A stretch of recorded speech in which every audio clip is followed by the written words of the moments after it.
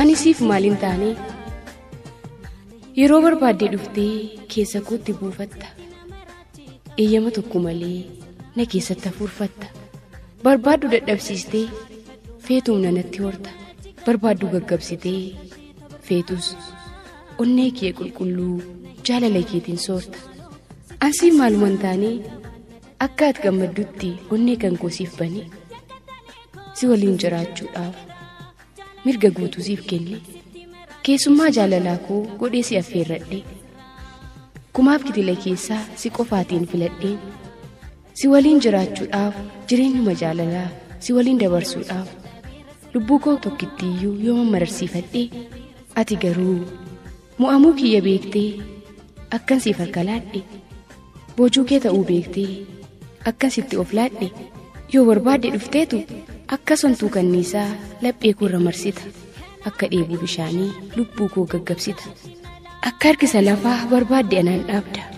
Akka bubbee birraatti yoo feete na darbita.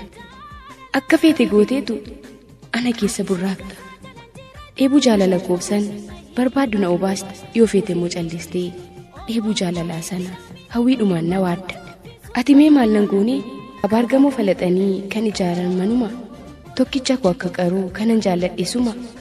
Feetu siifan jiraadhaa barbaadde siifan du'aa ani keetiin dhuguma. Guddaa koo akka kumaa bareedaa koo hanga dhibba. Hodhu fudhu lubbuu koo siif jedheen ofii kooyyuu nan jibba.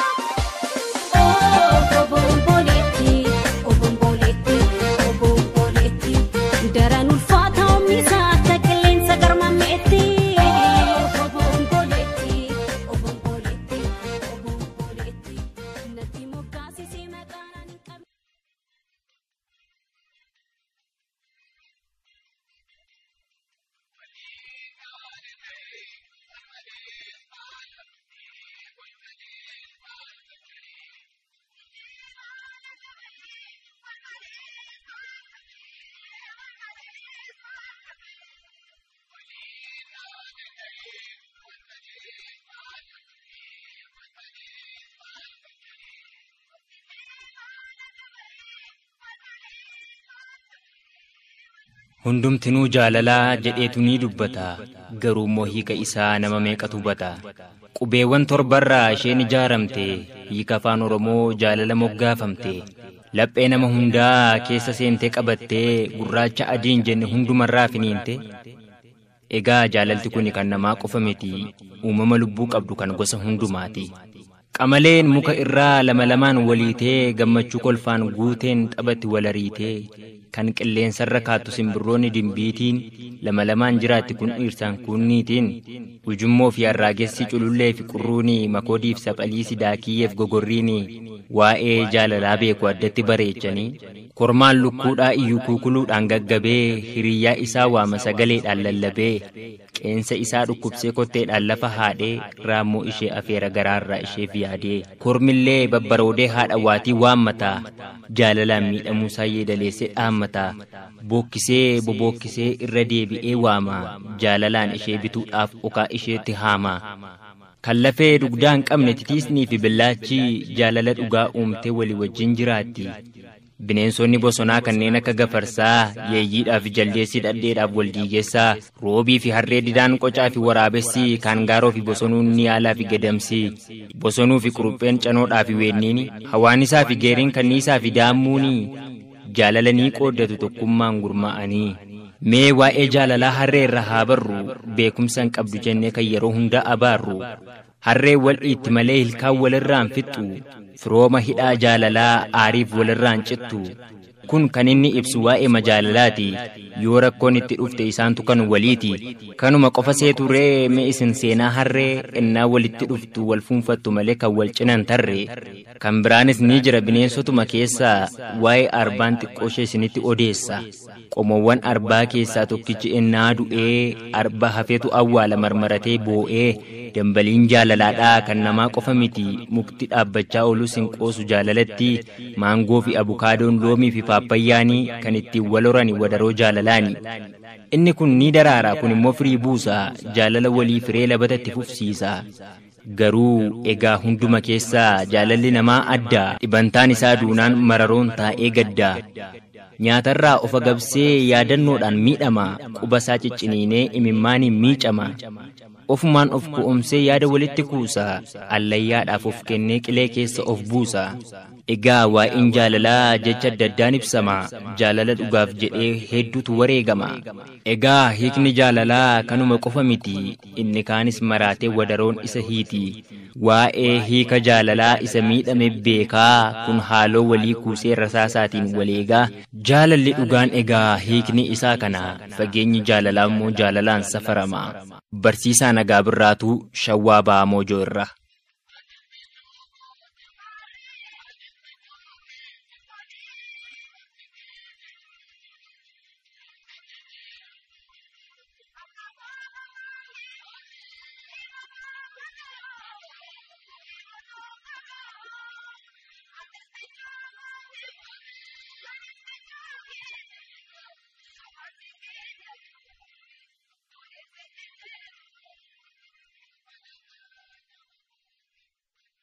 Walaloo dhaggeeffannee deebinee dhufnee jirra ammallee qophiin dambalii jaalalaa itti fufee jira. Kanatti aansuudhaan immoo xallayyaalee isin biraan nu qaqqaban har'aaf dabaree argatan tartiiba galfannee jirra. Xallayyaa isin affeerraa nu waliin turaa isiniin jenna.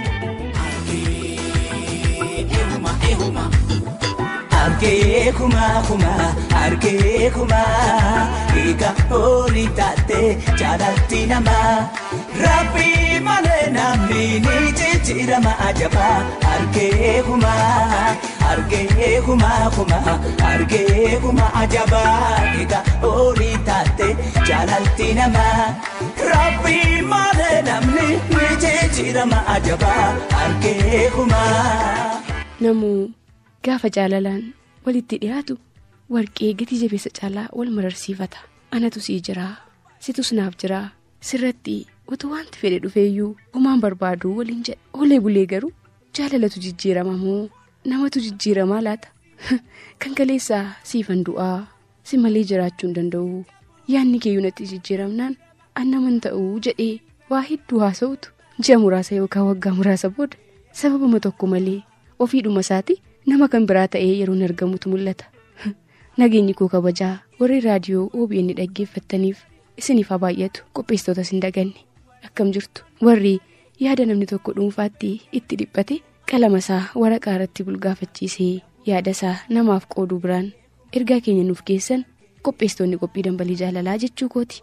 Nagaan koo isiniif haa baay'atu. Akkan dubbiidhaan xalayyaa koo eegale nan beeka. Haaluma jireenyaa fi ilaalcha namni qabutu dudubbattuu nama taasisa. Kan na mudates kanarraa fagoo miti.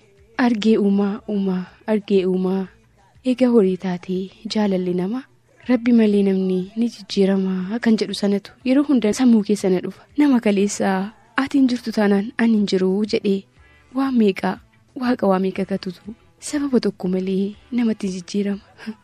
Sanuu namni nama jaallatu tokko yoo hiriyaansaa yookaan hiriyaan ishee badii balleessite ni gorfata ni obsaaf irra darbaaf akkasitti wajjin jiraata. Namni guutuun addunyaa kanarra waan hin jirreef namuu bakka rakkoo waliif dhaabbate hin jirree jiraachisee kan jallate sirreessee waa hedduu waliif ta'eetu namni hunduu kan wajjin jiraatu malee addunyaa kanarratti nama akka fedhii ofii dhibbatti argatanii waliin gammadanii hin jiraatan. Garuu ammoo wal danda'anii ofiidhuma isaanii madda gammachuu waliif ta'aniitu namuu kan wajjin jiraatu. Mirroo hedduun ajaa'ibda. Yeroo hundumaa hiriyoota kootti kaasee akka waa'ee kee dubbadhu na taasista. Kaleessaatii anaaf jettee waan hin taane hin qabdu. Hanga maatii keedhaan mana ari'atamuu jibbamuu jechoonni garaagaraa hiriyoota keerraas ta'e hiriyoota koorraa sitti darbatamutti waa hunda obsitee ansi ceekoo malee hin jiraadhu. Isheen hin jirtu taanaan addunyaa kanarra hin jiruu jetta. Waggaa tokkoof baatii ja'a booda garuu ishee arginaan hin jiraadhu waan jechuuf kaate fakkaata. Maaltu argame? Maalan sitti balleesse? Maaltu jijjiiramnaan atis jijjiiramtee laata? Anaafuu gaaffiidha. Namni yoo waa balleesse ni gorfama. Akka sirratuufis itti himama malee sababa tokko malee an argaa keen fedhu waan na balleessite hin qabdu garuu si wajjin jiraachuu hin danda'uun hiriyoota keessatti kolfisiisa. Akka madaalliin ati nama fuulduratti qabdu xiqqaatu taasisa. Maaliif yoo jette arraba kaleessaa waa'ee koo bakka argatte hundumaatti gaarummaa haasoftuun har'ammoo deebite hammina dachaa haasofta. Sirraan eegamu kanatti dhiyaate maalummaa koo baree na wajjin jiraachuu filatesidha. Maal taate? Maal yoon balleesse nan gorsitu? Ani wanta sitti balleesse tokkoyyuu waan hin jirreef jireenya caalu akkan jiraadhu abdii guutuun qaba. Maaliif beektaa? Waaqni jaalala uume madaalliin isaas isuma harka jira. Kan miidhameef beenyaa kaffaluu fi kan miidhaa dhabuun amaluma isaati. Kaffaltiin jaalalaa ansiif qabu si biraanaaf kaffalamuu baatus waaqayyo biraa akkanaaf kaffalamu abdiin qaba.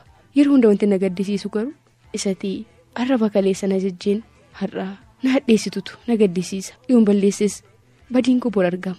Yoon qulqullummaaf gaarummaadhaan si wajjin jiraadhes boratiyyuu ragaa ba'uu dandeessa. Ammaaf garuu wanta siin jedhuu jiraate ofiidhuma kee.